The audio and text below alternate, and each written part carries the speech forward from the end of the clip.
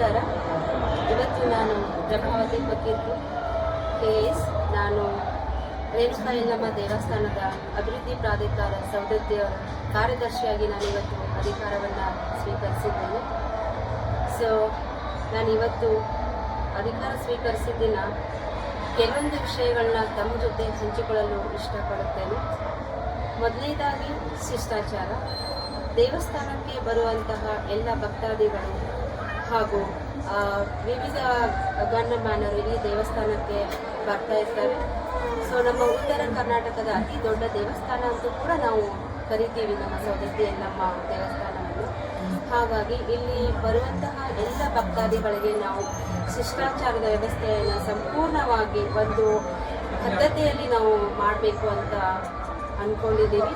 ಅದಕ್ಕಾಗಿ ನಾವು ಹೊಸ ಒಂದು ಮೊಬೈಲ್ ಫೋನನ್ನು, ಅದಕ್ಕೆ ಹೊಸ ಸಿಮ್ ಕಾರ್ಡನ್ನು ಹಾಕಿಬಿಟ್ಟು ಬರುವಂತಹ ಗಣ್ಯಮಾನ್ಯರು VIPs ಏನಿರ್ತಾರೆ ಅವರಿಗೆ ಒಂದು ದೇವಸ್ಥಾನದ ದರ್ಶನವನ್ನು ಮಾಡಿಕೊಡಲು ನಾವು ಅವಕಾಶವನ್ನು ಮಾಡಿಕೊಡ್ತೀವಿ.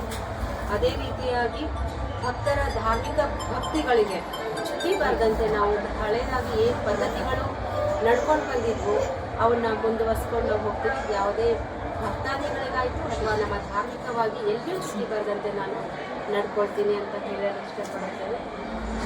ಹಾಗೆ ಫಸ್ಟ್ ನಾನು ಕೈಗೊಳ್ಳೋ ಕೆಲಸ ಅಂದರೆ ಈ ದೇವಸ್ಥಾನದ ಸ್ವಚ್ಛತೆಯನ್ನು ಕಾಪಾಡ್ಕೊಳ್ತೀನಿ. ಅದು ಹೊರಗಡೆ ಆಗಿರ್ಬೋದು, ದೇವಸ್ಥಾನದ ಒಳಗಡೆ ಆಗಿರ್ಬೋದು, ನಮ್ಮ ಎಣ್ಣೆ ಹೊಂಡ ಕೂಡ. ಹಾಗಾಗಿ ದೇವಸ್ಥಾನದ ಸಂಪೂರ್ಣ ಸ್ವಚ್ಛತೆಯ ಒಂದು ಜವಾಬ್ದಾರಿಯನ್ನು ಹೊತ್ಬಿಟ್ಟು ದೇವಸ್ಥಾನದ ಸೇವೆಯನ್ನು ಕೂಡ ನಾನು ಮಾಡ್ತೇನೆ. ಹಾಗಾಗಿ ಪ್ರಾಧಿಕಾರದ ಎಲ್ಲ ಸಿಬ್ಬಂದಿಗಳ ಜೊತೆಗೆ ಹೊಂದಾಣಿಕೆಯಿಂದ ಒಂದು ಸಮನ್ವಯತೆಯಿಂದ ನಾನು ಅಧಿಕಾರವನ್ನು ನಡೆಸ್ಕೊಂಡು ಹೋಗ್ತೀನಿ. ಅದೇ ರೀತಿಯಾಗಿ ನನ್ನ ಸಿಬ್ಬಂದಿಗಳಿಂದಲೂ ಕೂಡ ನಾನು ಅದೇ ರೀತಿ ಸಹಕಾರವನ್ನು ಕೂಡ ಕೋರುತ್ತೇನೆ. ಅವ್ರ ಜೊತೆಗೆ ಸದ್ಯದಲ್ಲೇ ನಾನು ಸಭೆಯನ್ನು ಕರಿತೇನೆ. ಈ ದೇವಸ್ಥಾನದ ರೂಪರೇಷೆಗಳು ಏನಿದ್ದಾವೆ, ಅದರ ಕಾರ್ಯಮಿತಿಗಳು ಏನಿದ್ದಾವೆ, ಆಸ್ ಅ ಕಾರ್ಯದರ್ಶಿಯಾಗಿ ನಾನು ಏನು ಮಾಡಬೇಕು ಅವ್ರ ಜೊತೆಗೆ ನಾನು ಮಾಡ್ಕೊಳ್ತೀನಿ.